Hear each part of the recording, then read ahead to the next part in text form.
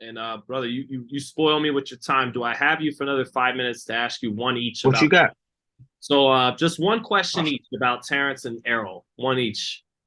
I'm gonna start with Errol Spence actually, and it's gonna be the same question for each fighter. Um, you sparred Terrence. So what's the best advice if Errol Spence is talking to you? What's the best advice that you're comfortable sharing with us and the fans that you would give Spence to beat Crawford? And then I'll ask you the same about what's the best advice you give Crawford to beat Spence. But first with Spence.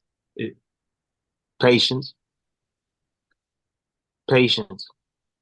So I and I say that because Crawford is a prolific counterpuncher, and if you make a mistake, he's gonna make you pay. Um,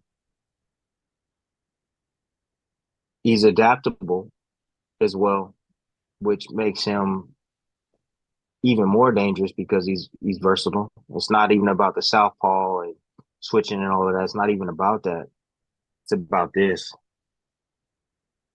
He can turn it on. He can turn it on. He can instantly like become a hunter and just want to fight. Just want to fight. You know. Would that work in his favor against Errol Spence? Yes and no. Yes and no. So like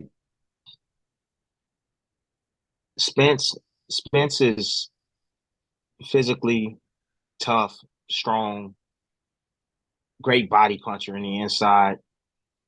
Um, can be accurate up top as well. But we saw when he fought Porter, right? What did Porter do? Porter was able to change his rhythm up, bounce on his toes at times, and then he would attack, and then he was stand as close as he possibly can.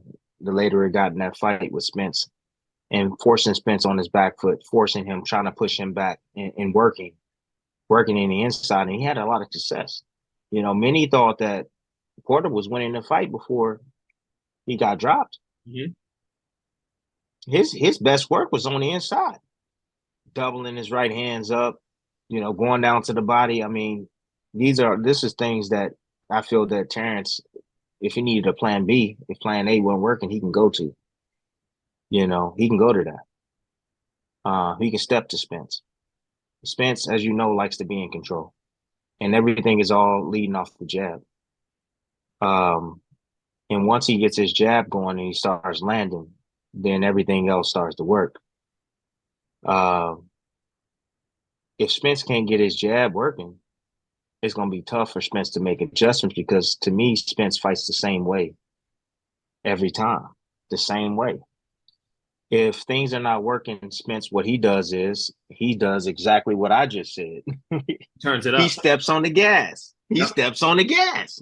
You know what I'm saying?